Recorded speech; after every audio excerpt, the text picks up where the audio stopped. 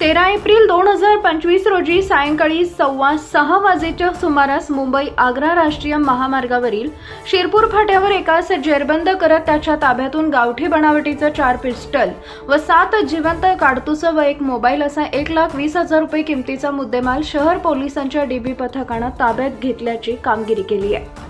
याबाबत जिल्हा पोलीस अधीक्षक श्रीकांत धिवरे यांनी धुळे इथं माहिती दिली आहे। शहर पोलीस ठाण्याचे पोलीस निरीक्षक किशोर कुमार परदेशी यांना मिळालेल्या गोपनीय माहितीवरून सदर कारवाई आदेश शहर पोलिसांच्या डीबी पथकास दिले होते। त्यानुसार 13 एप्रिल रोजी सायंकाळी मुंबई आग्रा राष्ट्रीय महामार्गावर सापळा लावला होता। दरम्यान पाठीवर बॅग लटकवलेल्या संशयित आढळून आल्यानं त्या संशयावरून ताब्यात घेत अंगझडती घेतली असता पथकास त्याच्या बॅगेत गावठी बनावटीचा 4 पिस्टल व 7 जिवंत काडतुस आढळून आल्यानं मुद्देमालासह ताब्यात घेतले। या प्रकरणी शहर पोलीस ठाण्यात संशयित उमेद सिंग भवान सिंग राजपूत वय वर्ष 24 राहणार मोकलसर तालुका शिवणी राजस्थान याच्या विरुद्ध गुन्हा दाखल करण्यात आलेला आहे। पुढील तपास PSI हेमंत खैरनार करत आहेत।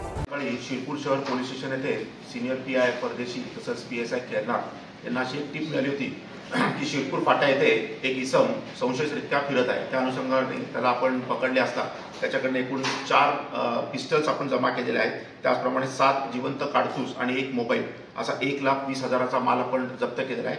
आरोपीचे नाव आहे उमेद सिंग भवान सिंग राजपूत वय वर्ष 24 हा राहणारा शिवाणा जिल्हा बालोतरा राज्य राजस्थान येथील हा राहणार आहे।